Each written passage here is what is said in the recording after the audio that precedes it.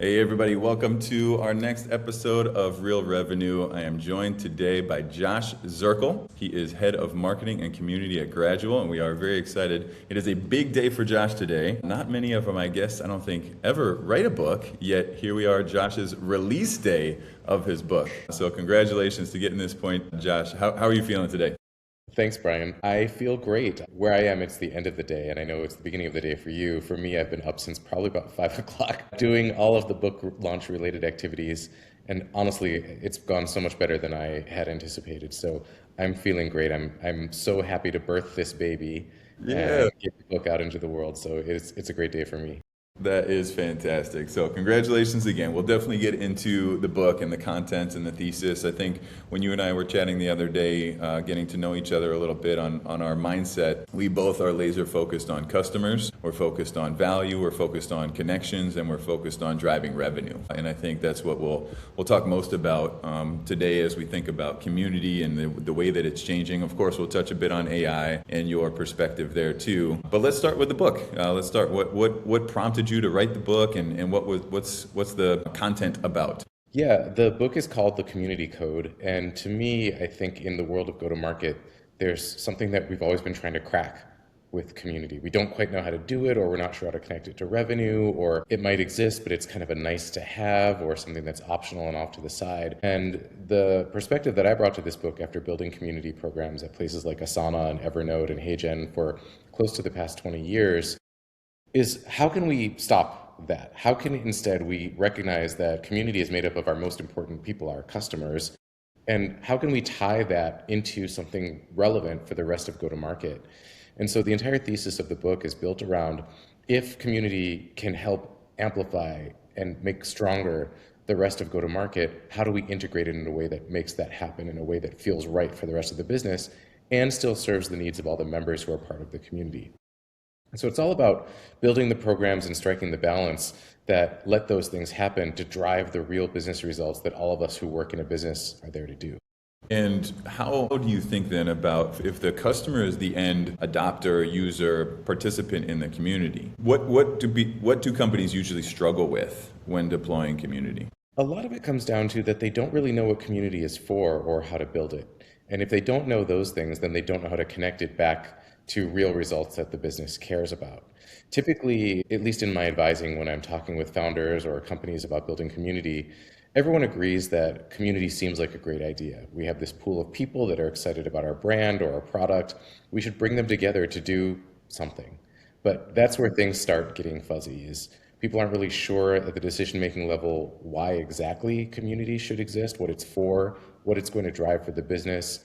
And when those things are unclear, then how to build the community and how to measure the results becomes even more unclear. And so what will often happen is they'll hire someone to build community. They don't really have a sense for what it should be or how it should work or what it should ladder up to, only that they know that it sounds like it's good.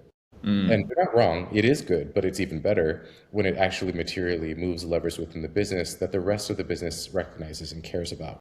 And so the challenge often comes from all of these factors coming together. It's a lack of knowledge and understanding from the decision maker side. Typically, they hire in someone junior to build a community program because they're not really sure of the value yet. So they bring in someone who's less expensive to try to figure it out. This is not the type of thing that you just want to figure out, in my professional opinion, because you're gambling with the most important people to your company, your customers. To me, this is a place where you want to strategically invest and set up programs from the outset that are designed to work to build adoption, build retention, build revenue, and build advocacy.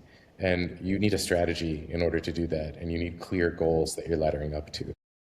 Okay, so you're head of marketing and community, so you've got kind of a two oversight of it. How do you see community usually being built with regard to within the org structure, and does that matter? It definitely matters. Typically, what happens today is community sits within one of the verticals within go-to-market, maybe within marketing or within success or within support, less often within sales or product, but sometimes they are also. And where community sits directly affects what it's able to do within a business. Because within any verticalized part of the company, there's a clear set of goals, there are clear resources available, there's boundaries to work within. And that's typically fine for most of the functions that sit within a marketing vertical or sales. The challenge is with community, it doesn't work vertically, it works horizontally, kind of as a foundation layer, because customers don't care when they're in the journey which part of the organization they're interacting with. All they see is the experience that they're having. And community as a function works in the very beginning stages in awareness all the way through to adoption, conversion, advocacy, and retention. And those are all spread throughout the entirety of the go-to-market team. So community often gets stuck or siloed in one of these vertical functions and then is often hamstrung for what it can actually accomplish because of where it's sitting. It sometimes Yeah. doesn't have the resources or the data or the ability to connect the dots in the way that it could. That's so interesting. And I love the point that you made, which is the customer doesn't care. And I feel that similarly on the customer success side. A lot of times when we're dealing with, okay, so who handles the inbound support tickets? Who handles the outbound renewal motion? Who handles do we have SEs and other people that are doing more of the deployment? And many times it's kind of like, well, you need one central point of contact. I argue many times, I don't think you do necessarily. The customer really just wants to have their problem solved as quickly as possible and then on to their day. We think, because it's our business, we think so much about who handles which piece and how do we structure it. So I feel you on the customer experience side very much. And let's take this a step further. How do we know, you're talking about metrics, how do we know that customers and users are getting what they want out of community? That's a good question. Part of it is the way that they experience community throughout their journey. The way that I look at it is the way, especially if we're going to measure it, is if we look at different workflows within the customer journey, like for instance, onboarding, if you take community out of the equation, does it affect the outcome of the onboarding process, of the sequences, of the workflow? That typically means that community is doing something, but it's not doing that particular job. It's having impact. Maybe the customers are even enjoying the experiences that they have within community, but they're not making a material impact on the business itself. So the way that I look at it instead is take an existing workflow, especially one where the business is identifying that there's a challenge. Maybe customers aren't onboarding effectively enough, or maybe they're not retaining very well. This is a place where you can integrate community directly into one of those workflows. Not as in the world of CS, I often had the challenge of getting CS agents to recommend community to the customers they were speaking with. This is where having it be optional is problematic. Instead, build it into the playbook of, at this stage in the customer's journey, we recommend community, and this is what we specifically tell them to do. Or in onboarding, rather than just an email series of, here's some product screenshots, direct people to a specific part of the community where they can look at templates or examples from other customers. This is where you find that the community program is working because people are accessing those resources, and you pair that with their usage data to find out, after they access those resources, what's happening with their account. Are they stickier? Are they getting deeper usage? Are they growing their account? These things paired together is where the true integrative power of community comes in, because we can do things in community that the rest of the go-to-market org can't, because we're building relationships. So getting people in there is important, especially at these very specific parts of the journey.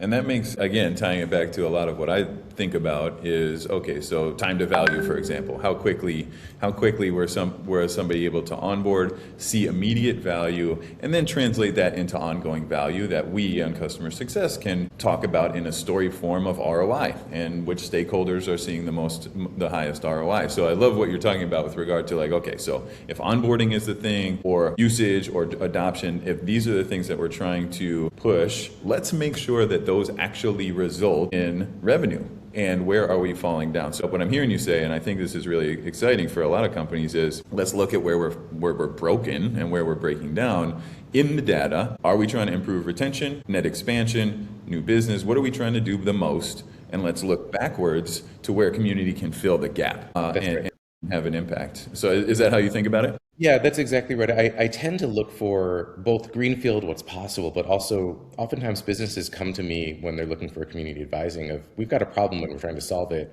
We think community might help, we don't know how. And so if you're looking for specific pressure points like broken adoption or slow uptake when it comes to conversion or bad retention, these are things where you can say, what are the ways that community can directly impact this? In conjunction with the work of other teams. It should never be off on its own, like community, go fix this. That doesn't work either. But in partnership with CS, in partnership with Lifecycle, in partnership with product, How can we solve this one specific piece? And which of our individual verticalized pieces are best suited to help a customer in these different ways? Yeah. And putting the pieces of the puzzle together with community being one core piece of it. So good. Okay, so transitioning slightly then, and again focusing on the customer. So we were just talking a bit about the company and the results that it can drive. So now thinking about the customer and the user. One of the things when you and I were talking the other day that I again really appreciated is the focus on the customer. So how do you think about the value of community for the customer, and what are you really trying to provide that they can grab onto so that they then will experience the things that drive revenue? So like where is it from the customer perspective? Yeah, I think from the customer perspective, like what we talked about a little bit earlier, the customer doesn't know and shouldn't care about our org chart. It should be of no concern to them. What they care about is getting what they need. And sometimes what they need is relational, not just transactional. Some of the relationship they get with their CSM or their parts of the CS organization that they work with, and some of it can and should be with other customers, peers who can inspire them, who can educate them, who can help them along the way. And so to me, the types of relationships we build at Community are really different, but a nice partnership to the relationships that you would build in a CS org that are greater depth. Community works at greater breadth. And the way I think of it is relationships at scale. So where a CSM can't possibly be available for all of their customers all of the time, they go to work with them at specific points in time, at specific levels of depth to solve specific problems. But in between, what happens? That's where community comes in. It's building relationships of a different type and at a much different scale that happen to be always on and always available. Okay, And so so when you then pair these things together, you have for the customer a way to get the information, the inspiration, the problem solved all the time from different people at different times when they need it the most. is it a certain, this is might come kind of like a focus on personality types. Is it a certain personality type that likes to engage with community, or is it more about like I know where to go find an answer, and that's where I go, as opposed to going to a knowledge center or a chatbot or some other way to get my answer? Do you find that when you're talking with people in the community space, and now knowing that your company serves communities as well, do you find that there is a certain type of human personality that gravitates to community? There are, broadly speaking, a few archetypes. One is the problem solver. Like, I need a problem solved. I need to go seek out the answer. I may not do the community thing, meaning building relationships in depth, but I go there because I know there are answers there for me. We see that a lot. But that doesn't mean they're not getting value out of community. They are. They're just looking for a very specific type of value. Another type are the people that want to showcase their knowledge and expertise. So where someone comes saying, I need a problem solved, this person says, I have the solution. So Yeah. these are often people who want to burnish their professional reputation. They want to showcase their expertise. They want to feel like they are leaders in a space. And so community is often a great space for them to be that person that can guide others. And then there's all the people in between that sometimes want a problem solved and sometimes want to learn and sometimes want to share. And so we see a combination of these types in community for businesses, but also like in real life. These are the types of people that, Yeah. when we are in a community ourselves of any type, we see Yeah. this array of different types of humans show up. And so for community builders, it's our job to help cultivate these different types of folks so that each of them are able to get what they need at different points. And sometimes a person will evolve along a community path. Yeah, that makes a lot of sense. And then, okay, so now the question of the day then is, how do we leverage AI to either find more of these archetypes or connect people in a different way that's kind of surprising to them, or offers that I really like what you're talking about as well, is people can evolve, or maybe not even evolve, but like one day they're one thing and another day they're feeling another way. Can AI, are you using AI? Can AI help us in this way to make more meaningful connections, at least for either that moment or more broadly, more generally? Yeah, I think there are quite a number of ways that AI can help in community and also help the people who are within it. I think one is just using data to help find the right people at the right point in their journey to take advantage of community as a surface, whether that's people who are running into roadblocks or people who are really successful with your product or service. You can use data to help surface those people and then reach out to them and invite them into different spaces within the community so that they can get the help or offer the guidance that they might want to. Additionally, when they're in the community, there are tools that can help match me with someone who I might like to work with or might like to learn from, or someone who has a similar role as mine, who that we can be in a cohort together to share ideas about solving our joint problems. So there's a lot of ways that community plus AI can help surface things that will be useful for people who are part of the community. And then finally, we talk a lot about, the crisis of loneliness and that people feel isolated. And I don't know that AI is exacerbating that or making it better, but what I do know is that I hear constantly that people are looking for more connection. Yeah. And one thing that I think community can really do is it's the human counterpoint to all of the AI-ness that a lot of us are working through right now. Because if we are automating large swaths of our work, or we're working with bots a lot of the time, or agents, it's actually pretty nice to work with other real life humans and get real inspiration and real ideas and real connection. Community is where that happens. So if we as business leaders can foster both of these things, we can hold two things at once. We can hold the efficiency of AI and we can also hold the relationships of community. Then we're offering something really interesting and differentiated to our customers, which makes them want to stick around. That makes a ton of sense. And I feel that. And the more that I communicate with bots or agents, even when something feels like it's human right now, you're like, is that an agent? I'm not really sure. So I think getting into community when you know for sure that you're dealing with other humans with the same type of struggles and opportunities that we're all facing, there is something special there. So keep building that. And I would imagine all of this is available in your book in some form or fashion on what we touched on today. So let's wrap there. If people want to find the book or find more about you, what's the best place to do that? Yeah, if you want to learn more about me, just visit me on LinkedIn. There's only one Joshua Zerkel there, very easy to find. He looks like this guy right here. So that's a good place to start. Also, if you're curious about my book, just go on Amazon. You can look it up under my name or as The Community Code. And then finally, I do a lot of writing on my Substack about community plus go-to-market. You can find that on Substack at The Community Code. Well, we'll make sure we put those, the classic line. We'll make sure we put those in the show notes, which we will do. So by all means, we'll do that. And thank you, Josh. It was so good to chat today. I get really excited thinking about, again, the connections between go-to-market, customer success, and now community. I don't know that much about community, being honest. So learning more about it today is really helpful. And as I work with my clients and customers, I think it's going to be important for us to be talking about these human connections as well. So thank you for bringing that perspective.